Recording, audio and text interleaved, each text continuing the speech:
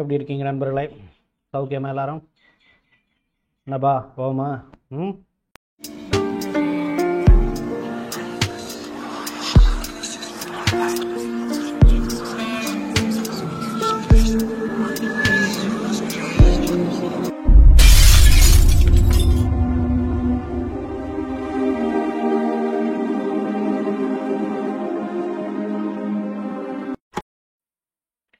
Welcome to the Human Expert Tamil. I am your Rajkumar Pandian, psychologist. இன்னைக்கு என்ன பார்க்க போகிறோம்? Attracting the toxic people. முக்கியமாக இந்த ஒரு ஹியூமன் சைக்காலஜியில் வந்து ரொம்ப முக்கியமான ஒரு பார்ட் அப்படிங்கிறது இந்த டார்க் சைக்காலஜி. இந்த டார்க் சைக்காலஜியில் அதோட ரொம்ப முக்கியமான ஒரு பார்ட் அப்படிங்கிறது நமக்கே தெரியாமல் அன்கான்சியஸாக நாம் டாக்ஸிக் பர்சனை வந்து அட்ராக்ட் பண்ணுறது. நமக்கே தெரியாமல் அவங்க என்னென்னலாம் மேனிப்புலேட் பண்ணுறாங்களோ அதுக்கு நமக்கே தெரியாமல் ஒரு பர்மிஷன் கொடுக்குறது. இந்த மாதிரி விஷயங்களை பற்றி தான் நம்ம பார்க்க போகிறோம். பார்த்துருமா? Attracting the toxic people. First விஷயம் அப்படிங்கிறது, இந்த விஷயம் அப்படிங்கிறது எல்லாத்துக்கும் நடக்கிறது கிடையாது. எல்லாரும் வந்து டாக்ஸிக்கான பர்சனை வந்து அட்ராக்ட் பண்ணுறது கிடையாது. ஏன்னா டாக்ஸிக் பீப்புளே நிறைய பேரை வந்து தாண்டி வந்திருப்பாங்க இல்லையா? சில பேருக்கு அப்படியே ஃப்ரெண்ட்ஸ் வரைக்கும் போயிருப்பாங்க, அப்படியே உள்ளே போகலாம் நினச்சிருப்பாங்க. பட் அதுக்கு மேலே வந்து என்ன பண்ணிட முடியாதுன்னா அவங்கள போக விட்டுற மாட்டாங்க. ஓகே, சில ஆட்கள்லாம் இருக்கிறாங்க, நார்மல் பீப்புள் பொறுத்த வரைக்கும் அந்த மாதிரிலாம் இருக்கிறாங்க. சில பேர்லாம் பொறுத்த வரைக்கும் கல்யாணம் வரைக்கும் போய் கூட நின்ன கதைகள்லாம் இருக்குது. நிச்சயதார்த்தம் வரைக்கும் போய் இதுக்கு மேலெலாம் ஒன்றும் தாக்கு பிடிக்க முடியாது, சம்திங் இஸ் வெரி ராங் அப்படிங்கிற மாதிரி வந்து அப்படியே கட் ஆஃப் பண்ணிட்டு போகக்கூடிய ஆட்கள் இருக்கிறாங்க. ஈவன் ஒரு மேரேஜ் ஆகி ஒரு 3 மாதத்தில் வந்து டிவோர்ஸ் ஆன ஆட்கள்லாம் இருக்கிறாங்க. Once they got find out, yes இவங்க வந்து ஒரு நார்சிசிஸ்ட் மாதிரியான ஒரு ஆள், இவங்க வந்து ஒரு டார்க் எம்பத் மாதிரியான ஒரு ஆள், ஒரு சுயநலவாதி, இவங்க இந்த ஃபேமிலி லைஃப்பில் 2 பேரும் சேர்ந்து மியூச்சுவலாக வந்து வாழ்வதற்கான எந்த விதமான தகுதியும் இல்லாத ஒரு ஆள் அப்படின்னு தெரிஞ்ச உடனே வந்து ஒரு ஸ்ட்ராங்கான சைன் கிடச்சோடனே ஈஸியாக அவங்கள விட்டு விலகி போய்ட்றாங்க. இல்லை இன்னொரு மேஜிக் என்ன தெரியுமா? இந்த மாதிரியான டாக்ஸிக் பீப்புள் எல்லாருமே தன்னுடைய ரெட் ஃப்ளாகை முதையே காட்டுவாங்க. கொஞ்சம் கொஞ்சமாக அந்த ரெட் ஃப்ளாகை காட்டுவாங்க. அப்படி காட்டி அதை நீங்கள் அட்ஜஸ்ட் பண்ணிக்கிறீங்களா இல்லையாங்கிறத ட்ரையல் பார்ப்பாங்க. நீங்கள் அதை அட்ஜஸ்ட் பண்ணிக்கிட்டு ஓகே அப்படின்னு சொல்லிட்டு அதை நார்மலைஸ் பண்ணிவிட்டு திருப்பி வந்து நார்மலாக அந்த டாக்ஸிக் பர்சன்கிட்ட பழக ஆரம்பிக்கிறீங்கன்னா அதுதான் அவங்களுக்கு ஒரு கான்ஃபிடென்ட் கொடுக்கும். அப்போ தான் அந்த ரிலேஷன்ஷிப்பே அவங்க அடுத்த கட்டத்துக்கு எடுத்துகிட்டு போவாங்க. யார்? Toxic people. ஸோ இப்படி நம்ம அன்கான்ஷியஸாக எப்படி வந்து இந்த மாதிரியான பர்சனை அட்ராக்ட் பண்ணுறோம், இவங்க கூட கோப்ப பண்ணுறோம், இவங்க கூடயே வாழ்கிறதுக்கான அந்த ஒரு மனநிலைமை அப்படிங்கிறது, ஒரு எமோஷனல் கம்பல்ஷன் அப்படிங்கிறது, உணர்வு ரீதியான ஒரு கட்டாயம் அப்படிங்கிறது எங்கேருந்து வருது அப்படிங்கிற விஷயத்தை பூராத்தையும் இதில் நம்ம பார்க்க வேண்டியது இருக்குது. ஸோ த ஃபஸ்ட்டு ரீசன் சும்மா ஒன்றும் நடக்காது. நமக்கு பின்னாடி வந்து ஒரு எமோஷனல் காம்ப்ளெக்ஸ் இருக்குது. அந்த எமோஷனல் காம்ப்ளெக்ஸ்க்கு ஒரு கோப்பிங் மெக்கானிசமாக தான் வந்து நம்ம என்ன பண்ணுறோம்னா டாக்ஸிக் பீப்புளை வந்து சேர்ந்தெடுக்கிறோம். அதுக்கு என்ன காரணம் அப்படிங்கிறத போக நான் சொல்கிறேன். ஓகே, த ஃபஸ்ட்டு திங், நமக்குள்ளே என்னென்ன மாதிரியான அப்போ எமோஷனல் காம்ப்ளெக்ஸ் இருக்குது, எது வந்து ஆப்போசிட்டில் கூடிய டாக்ஸிக் பர்சனை வந்து அட்ராக்ட் பண்ணுது அப்படிங்கிறத பார்க்கலாம். ஓகே, இந்த ஃபஸ்ட்டு விஷயம் அப்படிங்கிறது அன்ஹீல்டு சைல்ட்ஹுட் வூண்ட்ஸ். தீர்க்கப்படாத நம்மளோட சைல்ட்ஹுட்லேருந்து இருக்கக்கூடிய நம்மளுடைய மனசுக்குள்ளே அன்கான்ஷியஸாக இருக்கக்கூடிய வூண்ட்ஸ், ஒரு காயம், மனக்காயம் அப்படிங்கிறது. அது என்ன, சின்ன வயசில் வந்து ஆமாம் அஃப்கோர்ஸ் எஸ் எங்கள் அப்பா அடித்தார், எங்கள் அம்மா இது பண்ணாங்க, எல்லாமே ட்ராமாட்டிக் எக்ஸ்பீரியன்ஸ் தானே. யாரோ ஒருத்தவங்க அப்யூஸ்லாம் அனுபவிக்காமல் இருக்கா? எல்லா வெர்பல் அப்யூஸ்லேருந்து அடியிலேருந்து எல்லாத்தையும் வாங்கிட்டு வந்தாச்சு. இப்போ என்ன அதுக்கும் இதுக்கு என்ன சம்மந்தம்? நான் எப்படி ஒரு டாக்ஸிக் பர்சனை போய் நான் வந்து பிடிப்பேன்? என்னோடய அப்பா அம்மா வந்து நெகட்டிவாக இருந்தாங்கன்னா நான் அவங்ககிட்ட வந்து எல்லாத்தையும் கற்றுக்கிட்டு வந்து பாசிட்டிவான ஆளை தான் நான் பிடிச்சிருக்கணும். இந்த மாதிரி ஒரு ஆளை வந்து நம்ம செலக்ட் பண்ணக்கூடாது அப்படின்னு சொல்லிட்டு பாசிட்டிவான ஆளை நான் பிடிச்சிருப்பேன் தானே. எப்படி வந்து இந்த மாதிரி ஒரு டாக்ஸிக் பர்சனை வந்து நான் பிடிக்கிறேன்னா அங்கே தான் இருக்குது மேட்டர். நீங்கள் ஒருத்தவங்ககிட்ட வந்து அப்யூஸை வந்து வாங்குறீங்க. ஓகே, அந்த அப்யூஸ் மூலமாக உங்களுடைய மனநிலைமையில் வந்து என்ன மாதிரியான ஒரு மாற்றங்கள் ஏற்படுதுன்னு சொன்னால் முழுக்க உங்களுக்குள்ள பலவிதமான செல்ஃப் எஸ்டீம் ஓரியன்டான பாதிப்புகள்ங்கிறது வருது. அதாவது உங்களை பற்றி ஒரு நினப்பு இருக்குது பாருங்கள். நீங்கள் நல்லா புரிஞ்சிக்க வேண்டியது, நீங்கள் முன்னேறதும் பின்னேறதும் ஒரே ஒரு காரணத்தினால தான். என்னென்னா உங்களை பற்றி நீங்கள் எடை போடக்கூடிய, உங்களை பற்றி நீங்கள் வச்சிருக்கக்கூடிய ஒரு நினைப்பு தான். உங்களை நீங்கள் உயர்ந்த ஒரு ஆளாக வந்து உங்களால் நினைக்க முடிஞ்சதுன்னு சொன்னால் சும்மா நீங்களாக கம்பல் பண்ணி நினச்சிக்கிறது இல்லை, இயல்பாகவே அந்த ஒரு எண்ணங்கள்ங்கிறது வரணும். அப்படி நம்மளை பற்றியான செல்ஃப் எஸ்டீம் அப்படிங்கிறது வந்து அதிகமாக இருந்ததுன்னு சொன்னால் ஆட்டோமேட்டிக்காக நம்ம வந்து ஒரு பெட்டர் பர்சனை நோக்கியும் பெட்டர் லைஃப்பை நோக்கியும் நம்ம போவோம். இது இந்த மாதிரியான எமோஷனல் ட்ராமா, இந்த மாதிரி அன்ஹீல்டு சைல்டுஹுட் வூண்ட்ஸ் இதெல்லாம் வந்து நமக்கு ஏற்படுத்தின காயங்கள். அது மூலமாக நம்மளுடைய செல்ஃப் எஸ்டீம்ங்கிறது ரொம்ப பயங்கரமாக வந்து பாதிக்கப்படுது. பாதிக்கப்பட்டவுடனே இப்போ நம்மளை பற்றி நம்மளுடைய நினைப்பு எப்படிப்பட்ட ஒரு ஆளாக இருக்கும்? ஐ எம் யூஸ்டு ஒன், நான் வந்து ஒரு அன்புக்கு தகுதி இல்லாத ஒரு ஆள், நான் இவ்வளவு தான், நான் எது செஞ்சாலும் வந்து இந்த சொசைட்டி கூட வந்து கோப்ப பண்ண முடியாது, ஈவன் நம்ம ட்ரை பண்ணியிருப்போம். அதுதான் அன்ஹீல்டுன்னு நம்ம சொல்கிறோம். என்னென்னா அப்பா அம்மா மூலமாக அதிகமான பாதிப்புகள் ஏற்பட்டிருக்கு. ஓகே, அந்த விஷயங்களை சரி செய்கிறதுக்காக ஒரு டீனேஜ்லாம் வரும்போது நான் என்னோடய ஃப்ரெண்ட்ஸு கூட பழகி பார்க்குறேன். இந்த லோ செல்ஃப் எஸ்டீம்னால எனக்கு வந்து என்ன வர மாட்டேங்குதுன்னா சரியாக சோசியல் பிஹேவியர் வர மாட்டேங்குது. எனக்குள்ளே ஒரு இன்ஃபீரியாரிட்டி வருது. எனக்குள்ளே அதிகமாக வந்து என்னால் யாரு கூடயும் சகஜமாக பழக முடியல. யாரு கூடயும் ரொம்ப நிறைய பேர் இருந்தாங்க அப்படின்னு சொன்னால் அவங்க கூட வந்து என்னால் கோப்ப பண்ண முடியல. ரொம்ப இன்செக்யூராக ஃபீல் பண்ண ஆரம்பிச்சிடுறேன். ஈவன் 1-to-1 யாராவது என் பெஸ்ட் ஃப்ரெண்டு என் கூட வந்து ஒருத்தவங்க இருந்தாங்கன்னா கூட, அவங்க ஒரு நல்ல பர்சனாக இருக்கிறாங்க அப்படின்னா அவங்க கூட என்னால் கோப்ப பண்ண முடியல. ஏனே தெரியல, எனக்குள்ளே இருக்கக்கூடிய இன்ஃபீரியாரிட்டிங்கிறது அது வந்து அந்த மாதிரி ஒரு சோசியல் பிஹேவியரை கொண்டு வர மாட்டேங்குது. அப்போ என்ன பண்ண போகிறேன், இந்த சொசைட்டிலேருந்து நான் விளக்கப்படுறேன், என்னோட ஃப்ரெண்ட் சர்க்கிள்லேருந்து விளக்கப்படுறேன். இதே விஷயம் நான் ஆஃபீஸ் போகும்போதும் தொடருது, நான் பிஸ்னஸ் ஸ்டார்ட் பண்ணாலும் தொடருது. எனக்கு கூட வந்து அந்த எம்ப்ளாயி கூட வந்து என்னால் வந்து கோப்ப பண்ண முடியல, நல்ல எம்ப்ளாயிஸ் கூட. அப்போ எனக்கு வசதியாக எனக்கு இன்ஃபீரியாரிட்டியை வந்து கிரியேட் பண்ணாத மாதிரியான ஒரு டாக்ஸிக்கான ஆட்கள், அதாவது லோ கிரேடில் இருக்கக்கூடிய ஆட்களை நான் வந்து பிடிச்சிக்கிறேன். அவங்க எப்படி இருப்பாங்க, டாக்ஸிக்காக தான் இருப்பாங்க. So this is the psychology works in you. Okay, so the unhealed childhood wounds அப்படிங்கிறது ஒரு முக்கியமான ஒரு விஷயம். ரெண்டாவது அப்படிங்கிறது low self worth with a life needs. Yes, இப்போ இதெல்லாம் நான் செஞ்சுக்கிட்டு இருக்கேன், சோசியல் பிஹேவியர்லாம் பாதிக்கப்பட்டிருக்கு, ரைட்டு. அதோட சேர்ந்து இங்கே ஒரு முக்கியமான விஷயம் இருக்கு பாருங்க. டீனேஜில் நம்மளோட லைஃப் நீட் என்ன, எனக்கு ஒரு நல்ல ஒரு பர்சன் கிடச்சிருக்கணும். விச் மீன்ஸ் எனக்கு ஒரு நல்ல ஒரு ஃப்ரெண்டு கிடச்சிருக்கணும். அந்த ஃப்ரெண்ட்ஷிப் அப்படிங்கிறது தான் ரொம்ப பயங்கரமாக அந்த நேரங்களில் வந்து இது பண்ணக்கூடிய நேரம். ரெண்டாவது, என்னுடைய ஐடென்டிட்டியை நான் தேட ஆரம்பிப்பேன். அப்போ தான் முறையாக. அது வரைக்கும் என்னுடைய பேரை சொல்லி நான் பெருமைப்பட்டுக்க மாட்டேன். இப்போ தான் என்னோடய பேரை சொல்லும் போது எனக்கு ரெகனைசேஷன் கிடைக்குதா இல்லையா, எனக்கு ரிஜெக்ஷன் கிடைக்குதா இல்லையாங்கிறதெல்லாம் அப்போ நான் தேடி பார்க்க ஆரம்பிப்பேன். அதெல்லாம் லைஃப் நீட் இல்லை. நான் நல்ல மார்க் வாங்குறதுங்கிறது எப்படி ஒரு லைஃப் நீடோ அதே மாதிரி சோசியலி நான் ரெகனைஸ்டான ஒரு ஆளாக இருக்கிறேனா இல்லையா அப்படிங்கிறது ஒரு லைஃப் நீடு தானே. அந்த மாதிரியான லைஃப் நீடுங்கிறது இந்த என்னுடைய புவர் செல்ஃப் ஒர்த்துனால, இந்த புவர் செல்ஃப் எஸ்டீம்னால, சரியான சோசியல் பிஹேவியர் பண்ணாதனால அது எனக்கு பாதிக்கப்படுது. ஓகே, அடுத்த கட்டமாக எங்கே, காலேஜுக்கு போகிறேன். காலேஜுக்கு போகும்போது வழக்கம் போல் என்ன இருக்கும், எனக்கு ஒரு கம்பேனியன் தேவைப்படுறாங்க, எனக்கு ஒரு பார்ட்னர் தேவை, எனக்கு ஒரு பாய் ஃப்ரெண்டோ கேர்ள் ஃப்ரெண்டோ தேவை. அப்போ அங்கே வந்து நான் என்ன பண்ணுறேன் அப்படின்னு சொன்னால் நான் ட்ரை பண்ணி பார்க்குறேன். ஒரு வேளை அங்கே எனக்கு கிடைக்காம போகும்போது என்னுடைய எமோஷனல் நீட்ஸ்க்கு ஏற்ற மாதிரி, இந்த லைஃப் நீடும் எமோஷனல் நீடும் ஒன்று தானே, இந்த எமோஷனல் நீடுக்கு ஏற்ற மாதிரியான ஒரு ஆட்கள் எனக்கு கிடைக்காம போகும்போது because of my poor self behaviour which came from எங்கேருந்து வந்திருக்கு, நம்மளோட சைல்ட்ஹுட்லேருந்து வந்த கதை, என்னோட லோ செல்ஃப் ஒர்த் மூலமாக வந்த ஒரு விஷயம். ஓகே, அப்படியெல்லாம் வர ஆரம்பித்த உடனே ஆட்டோமேட்டிக்காக எனக்கு இந்த லைஃப் நீடு ஃபுல்ஃபில் ஆகாமல் போகுது. வேலையில் சரியாக என்னால் பண்ண முடியல, பிஸ்னஸ் என்னால் பண்ண முடியல. ஒட்டு மொத்தமாக இந்த லைஃப்னுடைய நீட்ஸை ஃபுல்ஃபில் பண்ண முடியாத ஒரு இனேபிலிட்டியாக இருக்கக்கூடிய ஒரு ஆளாக நான் மாறிடுறேன். I don't know why. இதை எப்படி சரி பண்ணுறதுன்னு ஈவன் எனக்கு தெரியாது. இப்போ நான் என்ன பண்ண ஆரம்பிக்கிறேன்னா, நான் எங்கே வந்து ஒரு நல்ல பர்சன்கிட்ட போனால் அவங்க லைஃப் நீடெல்லாம், நல்ல பர்சன்லாம் நீங்கள் பார்த்தீங்கன்னா தெரியும், அவங்களோட லைஃப் நீட்ஸுங்கிறது அந்தந்த நேரங்களில் மேக்ஸிமம் ஃபுல்ஃபில் ஆகிடும். ஒரு லைஃப் நீடு இல்லைனாலும் இன்னொரு லைஃப் நீடு வந்து அவங்களுக்கு வந்து ஃபுல்ஃபில் ஆகிடும்.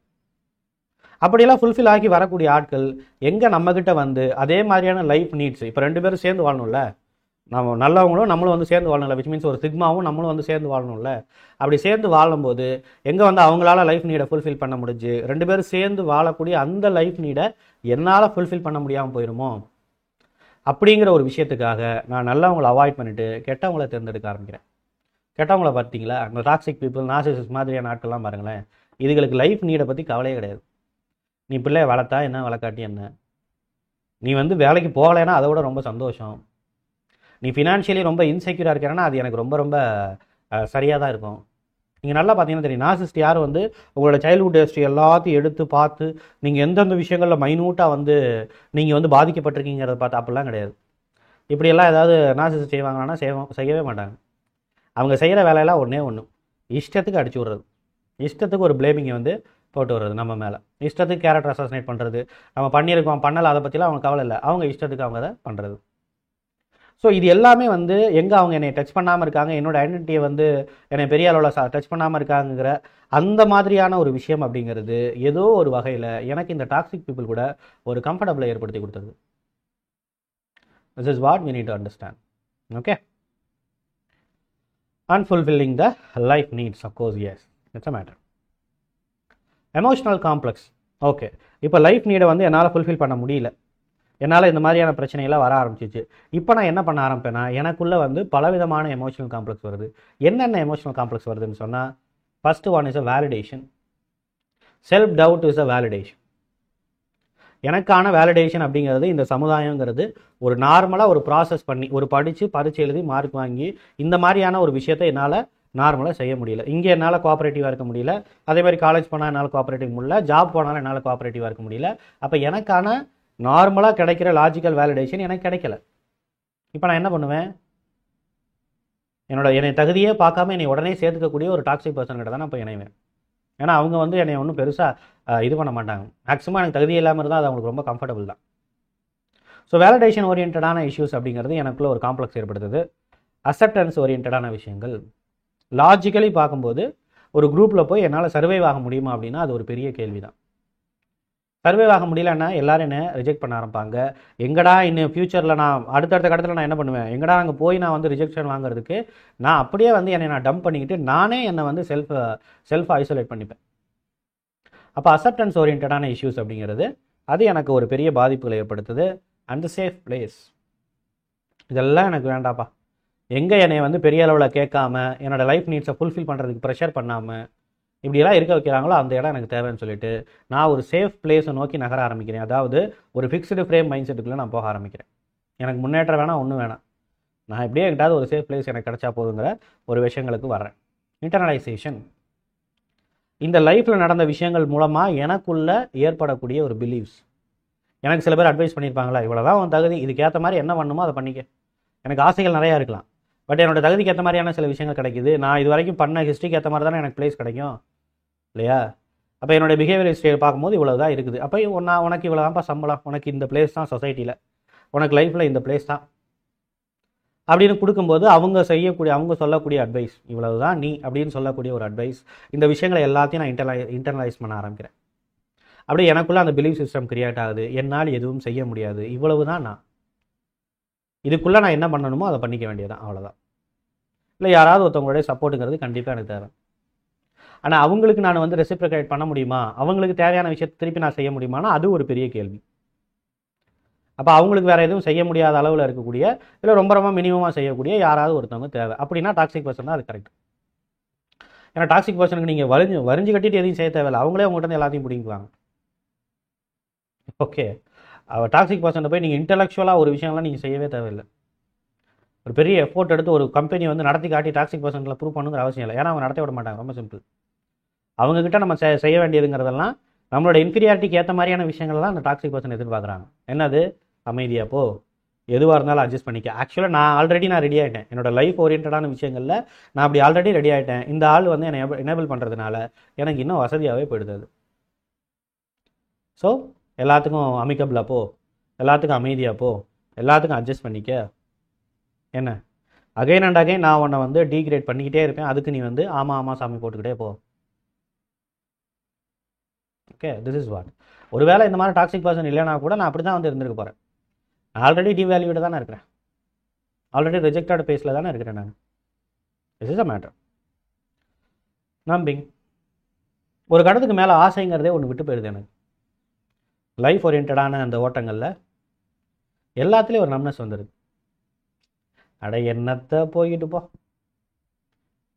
ஏன்னா இது இல்லாமல் நம்ம சுகர் இல்லாமல் ஜீனி குடிக்கிற மாதிரி, சுகர் இல்லாமல் டீ குடிக்கிற மாதிரி, என்ன எப்படி இருக்கும்? அவ்வளோ உப்புச்சப்பு இல்லாமல் இருக்கும் பாருங்க. இது இல்லாமல் மெதுவடை சாப்பிட்ற மாதிரி, உப்பு இல்லாத மெதுவடை சாப்பிட்ற மாதிரி, அது உப்புச்சப்பே இல்லாமல் மாவை கொண்டு போய் மெதுவடை போட்டுருந்தாங்கன்னா எப்படி இருக்கும் பாருங்க. ஏதாவது சாப்பிடுவோம் அவ்வளோதான் அப்படிங்கிற மாதிரி இருக்கும்ல. அந்த மாதிரி லைஃப் ஓரியன்டான விஷயங்கள் எல்லாத்துலேயுமே எனக்கு ஒரு நம்னஸ் வந்துடுது. திருப்பி அப்படியே சலிச்சு போன ஒரு வாழ்க்கையாக மாறிடுது. அகைன் அண்ட் அகைன் அதே விஷயங்களுக்குள்ள.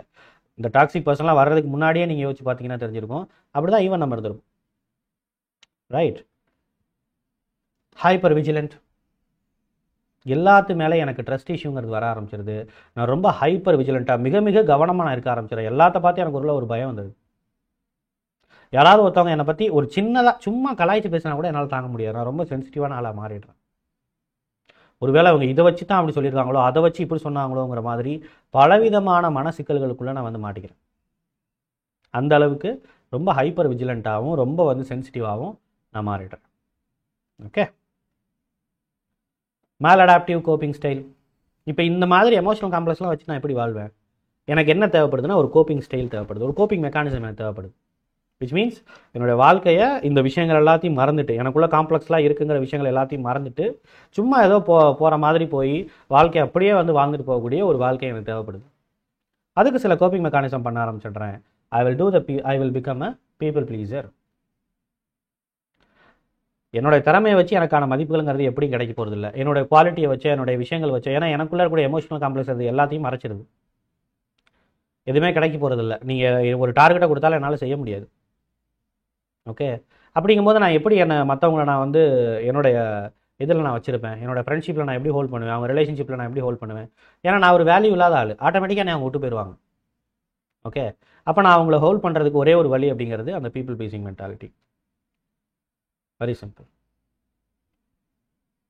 எனக்கே வேல்யூ இல்லாத ஆளாக நான் நினைக்கிறேன் அப்படின்னு சொன்னால், நீங்கள் நல்லா பார்த்தீங்கன்னா தெரியும், ஒரு நார்மல் ரிலேஷன்ஷிப்பை மேக் பண்ணுற அளவுக்கான ஒரு குவாலிட்டி ஓரியன்டான ஆக்ஷன் அப்படிங்கிறது நம்மகிட்ட இருக்காது. அது ஏன்னே தெரியாது, அது நமக்குள்ளே இருக்கக்கூடிய காம்ப்ளெக்ஸ்னால. அதெல்லாம் கவுன்சிலிங் மூலமாக வந்து அனலைஸ் பண்ணி பார்த்தா தான் நமக்கு தெரியும். ஓகே, ஸோ அந்த மாதிரி ஒரு பீப்புள் ப்ளீஸராக அதை கோப்ப பண்ணுறதுக்காக, அப்படியே ஒரு வாழ்க்கையை வாழணுங்கிறதுக்காக மாற ஆரம்பிச்சிடுறேன். செல்ஃப் ஐசோலேஷன், ஏன்னா நான் வந்து ஒரு கட்டத்துக்கு மேலே ஐசோலேட் பண்ணிக்க ஆரம்பிச்சிடுறேன். Self destructive behaviour, self destruction. எனக்கு பலவிதமான டைவர்ஷனை நான் வந்து கொடுத்து, எங்கே நான் வந்து ஒரு வேலை அந்த பிஸ்னஸ் ஓரியன்ட் விஷயத்தில் சக்ஸஸ் ஆயிடுச்சுன்னா எனக்கு நிறைய ரெஸ்பான்சிபிலிட்டி வந்துடும். வேலையில் சக்ஸஸ் ஆகிட்டேன்னா எனக்கு நிறைய ரெஸ்பான்சிபிலிட்டி அடுத்த கட்டத்தில் எனக்கு கொடுத்தாங்கன்னா ஆட்டோமேட்டிக்காக நான் வந்து எக்ஸ்போஸ் ஆயிடுவேன். ஏன்னா என்னால் அந்த விஷயங்களை செய்ய முடியாது. நீங்கள் நல்லா பார்த்தீங்கன்னா தெரியும், நல்ல வேலை பார்க்குற, நல்ல டெக்னிக்ஸ் எல்லாமே தெரிஞ்சிருக்கிற, நல்ல எக்ஸ்பீரியன்ஸ் இருக்கான ஆட்கள் ஒருத்தங்க இருப்பாங்க. இப்போ ஒரு கடையிலலாம் நீங்கள் போகிறீங்க, ஒரு ஷாப்பில் போகிறீங்க, ஒரு பிஸ்னஸ் ஏரியாவில் போகிறீங்கன்னா அங்கே வந்து அவங்க இருப்பாங்க. ஆனால் அவங்க வந்து எப்படி தன்னுடைய வாழ்க்கையை ஸ்டார்ட் பண்ணாங்களோ அதை விட ஒரு 5% முன்னேறி இருப்பாங்க. அவ்வளவு நாலேஜ் வச்சுட்டு அவங்க வந்து மிகப்பெரிய அளவில் மாறி இருக்க முடியும், போயிருக்க முடியும் மேலையெல்லாம். அப்படிப்பட்ட ஆஃபரும் ஈவன் அவங்களுக்கு வந்திருக்கும். அதை எல்லாத்தையும் அவங்க ரிஜெக்ட் பண்ணியிருப்பாங்க. வேண்டாம், எனக்கு இது போதும், இந்த நேம் ஆஃப் வந்து எனக்கு வாழ்க்கையை வாழ்வதற்கு நான் அமைதியான வாழ்க்கையை விரும்புகிறேன் அப்படிங்கிற மாதிரி சொல்லிக்கிட்டு, ஆனால் உண்மையான காரணம் என்ன அப்படின்னு சொன்னால், அந்த பொறுப்புகளை இவங்களால் செய்ய முடியாது. அப்போ நான் என்ன பண்ண ஆரம்பிச்சிடறேன், என்னை ஒரு செல்ஃப் சாபிட்டாஜ் பண்ண ஆரம்பிச்சிடுறேன். என்னை வந்து ஒரு மட்டத்திலே தான் வச்சுருக்கணும். அதுக்கு மேலே நான் போனால் எங்கடா எனக்கு இந்த மாதிரியான பொறுப்புகள்லாம் வந்துடும், பிரச்சனையாக வந்துடும் சொல்லிட்டு ஒரு கடத்திலே வைக்கிற அளவுக்கு, மேலே எப்பயுமே போகாத அளவுக்கான பலவிதமான டிஸ்ட்ராக்ஷனை எனக்குள்ளே ஏற்படுத்தி வச்சுக்கிட்டு நான் என்ன லிமிட் பண்ணி வச்சுக்கிட்டே இருந்திருக்கேன். கீழே போனாலும் போவேனே தவிர வாழ்க்கையில் மேலே போகக்கூடாது. மேலே போனால் எனக்கு பெரிய பிரச்சனையாக இருக்கும். This is the matter. And OCD and anxiety ஓரியன்டான பிரச்சனைகள், ஓசிடி ஓரியன்டான அப்சசிவ் கம்பல்சிவ் டிசார்டர்னு சொல்கிற இந்த கையை எப்போ பார்த்தாலும் கழுவிக்கிட்டே இருக்கிறது, ஒரு தப்பான ஏதோ ஒரு இன்டர்னலைசேஷன் வச்சுக்கிட்டே இருக்கிறது, ஒரு ராங் பிலீஃப்ஸ்குள்ளே மாட்டிக்கிட்டே இருக்கிறது. ஓகே, சில பேர்லாம் யோசிப்பாங்க அந்த சடங்குகளுக்குள்ளே என்ன அந்த சென்டிமெண்ட்டுக்குள்ளே மாட்டிக்கிறது. நம்ம ஃப்ரெண்டு ஒருத்தர் இருந்தாப்புல, எப்படின்னா ஒரு ஓடாத ஒரு இது அந்த சுவிட்சு. இப்போ நீங்கள் நல்லா பார்த்தீங்கன்னா தெரியும், இந்த ப்ளக்லலாம் வந்து ப்ளக் பாயிண்ட்ஸில் எல்லாத்துலேயுமே பக்கத்தில் பார்த்தீங்கன்னா சில சுவிட்செல்லாம் வந்து ஃபங்க்ஷன் இல்லாத ஒரு சுவிட்சாக இருக்கும், ஃபங்க்ஷனல் ஆகாத சுவிட்ச் இருக்கும். அது வேஸ்ட், அது எதுக்கும் உதவாது. அந்த மாதிரி சில சுவிட்சஸ் இருக்கும். அப்போ போட்டது அது உதவாமல் போயிருக்கும். அவரை பொறுத்த வரைக்கும் என்ன ஒரு சென்சிட்டிவ்னா, அவர் ஆஃபீஸில் வரும்போது அந்த ஓடாத சுவிட்சை போட்டால் தான் இவருடைய வாழ்க்கை நல்லா நடக்குமா, அந்த ஆஃபீஸ் வந்து அன்றைக்கி பீஸ்ஃபுல்லாக போகுமா அப்படின்னு அவருக்கு ஒரு நம்பிக்கை.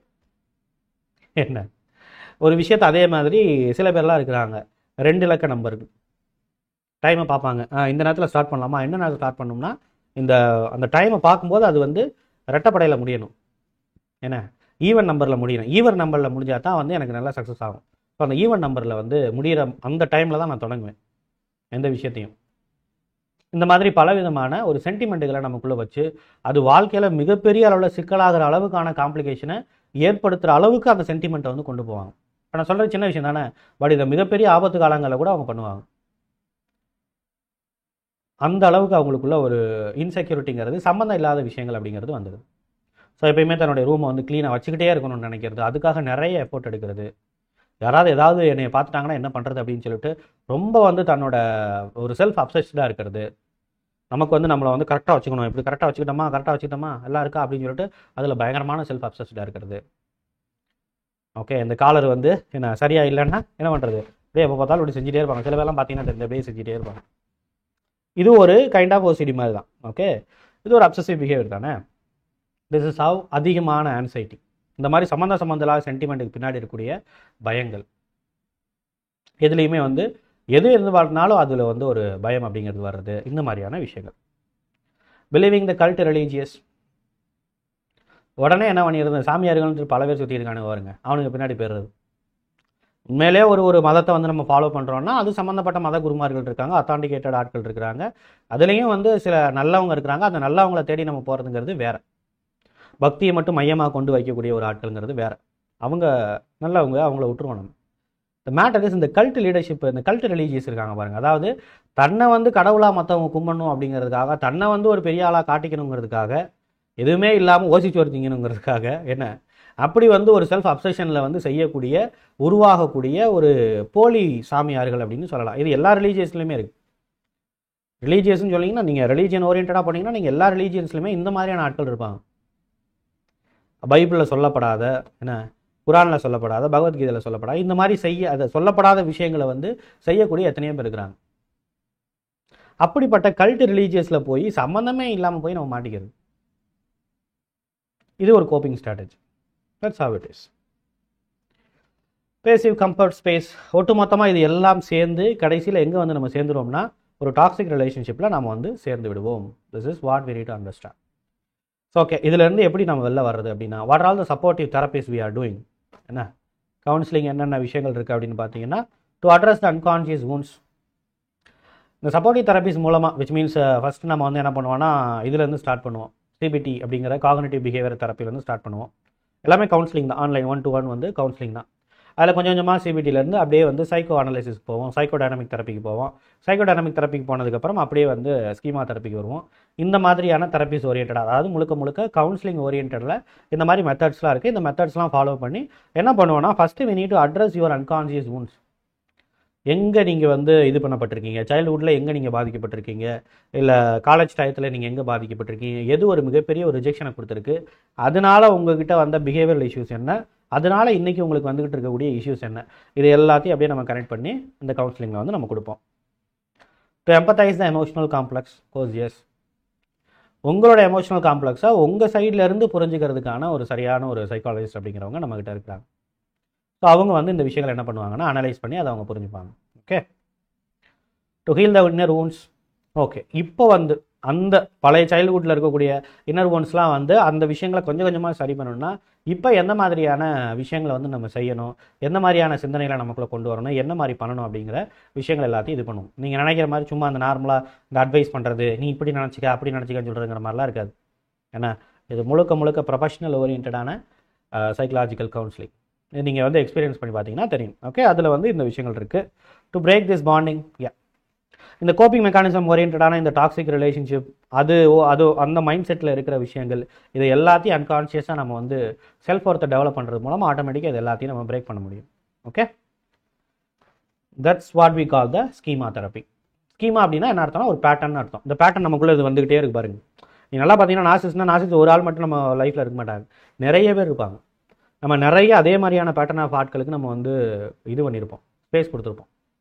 ஏன் அப்படின்னு பார்த்தீங்கன்னா உங்களுக்கு தெரிய ஆரம்பிக்கும். உங்களோட ஸ்பௌஸ் மட்டும் நார்சிஸ்டாக இருக்க மாட்டாங்க. நீங்கள் வேலைக்கு போனீங்கன்னா அங்கே நார்சிஸ்ட் இருப்பாங்க. நீங்கள் ஒரு பிஸ்னஸில் எம்ப்ளாயாக இது பண்ணுறீங்கன்னா, எம்ப்ளாயராக இருக்கீங்கன்னா எம்ப்ளாயிஸ் சில பேர் நார்சிஸ்டாக இருப்பாங்க. அவங்களே தெரியாமல் நீங்கள் ப்ரொமோஷன் கொடுத்து மேலே மேலே ஏற்றி வச்சுக்கிட்டே இருப்பீங்க. ஏன்னே தெரியாமல் அவங்க மேலே ஒரு அசரத்தரமான ஒரு நம்பிக்கைங்கிறது வரும், ஏன்னே தெரியாது. ஸோ இந்த மாதிரியான பேட்டர்ன்ஸ் எல்லாத்தையும் பிரேக் பண்ணி அதை அனலைஸ் பண்ணி முதல்ல அட்ரஸ் பண்ணி அப்புறம் வந்து பிரேக் பண்ணுற தெரப்பி தான் வந்து இந்த ஸ்கீமா தெரப்பிங்கிறது. That's a matter. ஸோ அந்த மாதிரியான ஒரு ஆன்லைன் கவுன்சிலிங் அண்ட் தெரப்பிஸ்க்கு வந்து இதான் நம்மளுடைய நம்பர், இங்கே தாராளமாக கால் பண்ணுங்கள். ஃபஸ்ட்டு செஷன் அப்படிங்கிறது நான் எடுப்பேன். ஸோ அதுக்கப்புறம் நம்மளுடைய கோ தெரப்பிஸ்ட் இருக்கிறாங்க, அவங்க எல்லாத்தையும் பார்த்துக்க ஆரம்பிப்பாங்க, எடுக்க ஆரம்பிப்பாங்க. You can get a result unless நீங்கள் வந்து ரொம்ப டிஃபென்சிவாக இல்லாத பட்சத்தில் நீங்கள் வந்து உங்களால் வந்து சில ரிசல்ட்டை வந்து பார்க்க முடியும். நீங்கள் ரொம்ப டிஃபென்சிவாக இருந்தீங்கன்னா இந்த கவுன்சிலிங் அப்படிங்கிறது உங்களுக்கு ஒத்து வராது. நீங்களே உங்களை முதல்ல யோசிச்சுக்கங்க.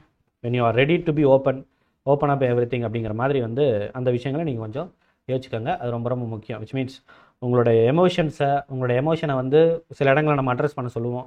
அதை வந்து ரொம்ப டிஃபென்ஸ் இல்லாமல் உங்களால் அதை அட்ரஸ் பண்ண முடிஞ்சதுன்னு சொன்னால், அதுக்குள்ளே பல விஷயங்களை யோசிக்க சொல்லுவோம். அதை யோசிக்க முடிஞ்சதுன்னா அப்போ இந்த மாதிரியான கவுன்சிலிங் அப்படிங்கிறது உங்களுக்கு ஒத்து வரும். Okay, that's a matter. சரி, வேறு என்ன, கடை சாத்திடுவோமா? That's all. Thank you so much from the Human Expert Tamil YouTube channel. I am your Rajkumar Pandian, psychologist. That is what